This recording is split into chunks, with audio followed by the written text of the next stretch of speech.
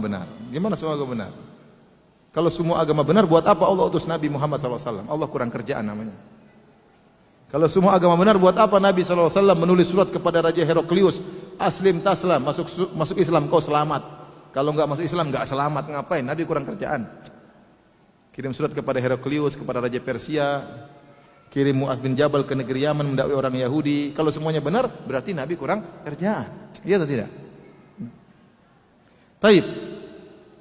Sebelum kita membahas tentang pluralisme, sebelum kita menyebutkan tentang syubhat-syubhatnya, ada perkara yang harus kita yakini, itu tentang kebenaran Islam. Bahwasanya agama yang benar satu-satunya hanyalah Islam. Ini keyakinan yang harus kita yakini. Tidak boleh ada keraguan sama sekali dalamnya. Kenapa? Karena Allah menyatakan demikian dan kita yakin akan kebenaran Al-Quran. Allah berfirman, Inna dina indallahil Islam. Sungguhnya agama yang diridhai hanya Islam. Hanya Islam. Allah juga berfirman, Wa may yabtaghi ghairal islami dinan fala yuqbala minhu wa huwa fil akhirati minal khasirin. Barang siapa yang mencari selain Islam sebagai agama, maka tidak akan diterima oleh Allah Subhanahu wa taala. Wa huwa fil akhirati minal khasirin, dan dia di akhirat termasuk orang-orang yang rugi, masuk neraka jahanam. Dan Nabi SAW dalam Sahih Muslim menegaskan, Nabi berkata, la yasma'u bi ahadun min hadhil ummah yahudiyyun wala nasraniyyun thumma yamutu wa lam yu'min billadzi ursiltu bihi illa kana min ahlin nar. Kata Nabi, tidak seorang pun dari umat ini yang mendengar tentang aku, tentang Muhammad, baik Yahudi ataupun Nasrani, kemudian meninggal dalam kondisi tidak beriman dengan apa yang aku bawa, kecuali penghuni neraka, kata Nabi SAW. Kalau Yahudi dan Nasrani saja yang percaya kepada Allah, kalau tidak beriman kepada Nabi Muhammad masuk neraka, bagaimana lagi dengan nabi-nabi, dengan agama-agama lain yang tidak percaya sama Allah? Seperti Buddha. Buddha agamanya Tuhannya lain, tidak sama dengan. Kalau Yahudi, Nasrani, Islam, Tuhannya sama. Tuhannya siapa? Allah. Hanya saja mereka musyrikin.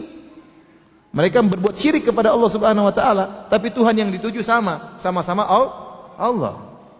Itu saja kalau mereka mati tidak beriman kepada Muhammad masuk neraka, apalagi orang-orang yang tidak beriman dengan Allah. Tuhannya memang asalnya udah beda. Tak Konghucu Tuhannya si Konghucu, atau misalnya Buddha Tuhannya Buddha, ya. Atau Hindu Brahmana, apa lagi? Brahma Wisnu sama Siwa, ya. Ada hubungannya dengan Allah Subhanahu wa taala. Makanya Imam Nawawi mengatakan, tatkala mensyarah hadis ini, disebutkan Yahudi dan Nasrani karena mereka ahlul kitab. Menunjukkan kalau mereka saja tidak beriman kepada Nabi Muhammad masuk neraka, apalagi selain mereka. Apalagi selain Yahudi dan Nasrani. Ini pernyataan jelas dari Nabi sallallahu alaihi wasallam.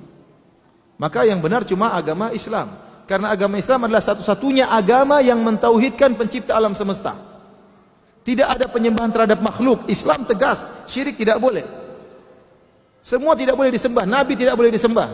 Menyembah Nabi Isa salah, musyrik, kafir, di neraka, kekal. Menyembah Uzair, dibilang anak Allah, kekal di neraka. Wa qalatil yahudu Uzair ibnullah, wa qalatin nasara al-masih ibnullah. Orang Yahudi berkata Uzair anak Allah, orang Nasrani mengatakan Isa anak Allah, kekal di neraka. Kekal di neraka jahanam, ya.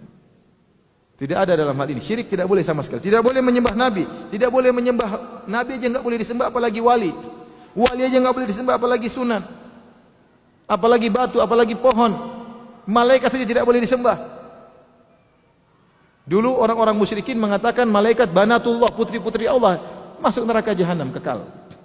Kenapa menganggap malaikat sebagai putri-putri Allah Subhanahu wa taala? Ini masalah bagi Allah, ini masalah besar. Menganggap Allah bukan Maha Esa, punya putri-putri atau punya anak-anak. Ya.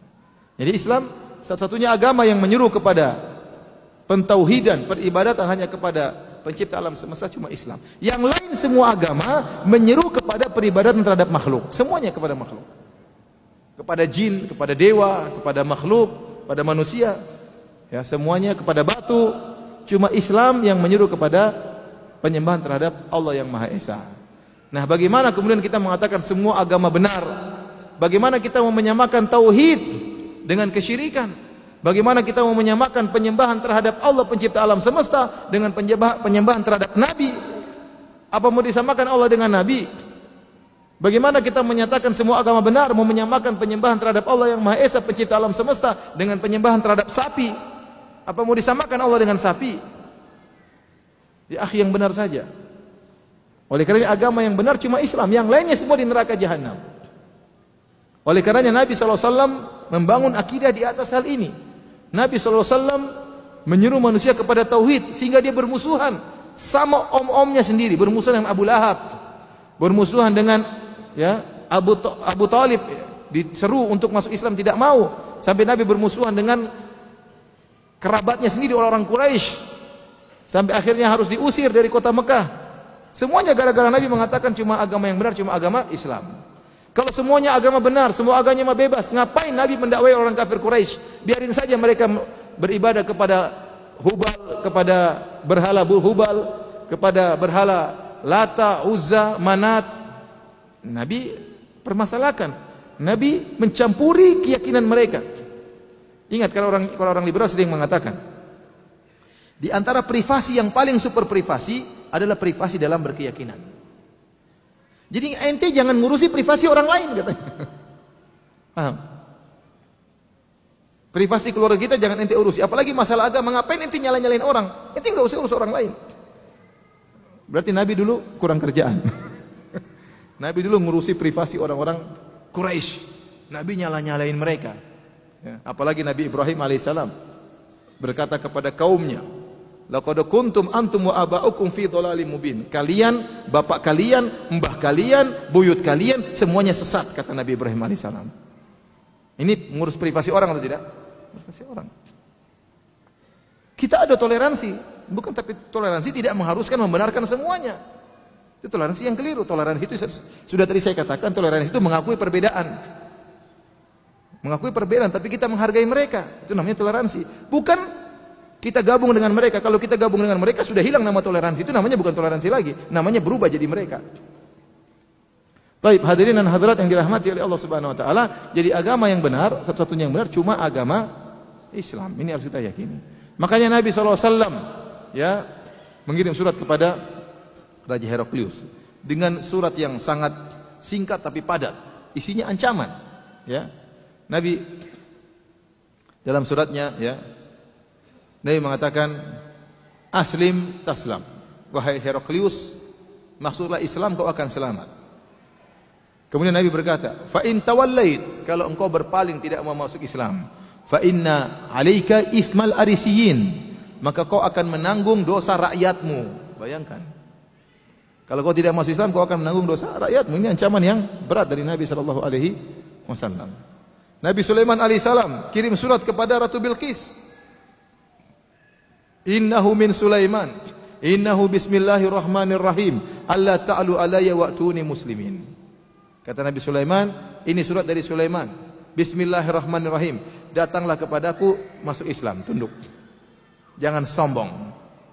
Kalau tidak mau, dalam ayat yang lain setelahnya Nabi Sulaiman mengatakan, saya akan kirim pasukan untuk membuing hanguskan mereka. Ini Nabi Sulaiman ikut masuk dalam privasi orang atau tidak? Kalau orang liberal, Sulaiman ngapain? Balkis sudah hidup ratu, tentram, ngapain ngurusin negara lain? Enggak, Nabi Sulaiman ngurusin karena dia seorang nabi untuk menyeru kepada tauhid. Nabi Muhammad SAW ngurusi kerajaan orang. Nabi SAW kirim surat kepada Raja Persia, Raja Romawi, Raja Mesir dikirimi untuk masuk Islam. Bahkan terjadi peperangan demi untuk mentauhidkan Allah Subhanahu wa taala. Ini kalau dalam kacamata orang liberal ini kurang ajar namanya. Ya, ngurusi privasi orang, apalagi privasi yang super privasi masalah keyakinan.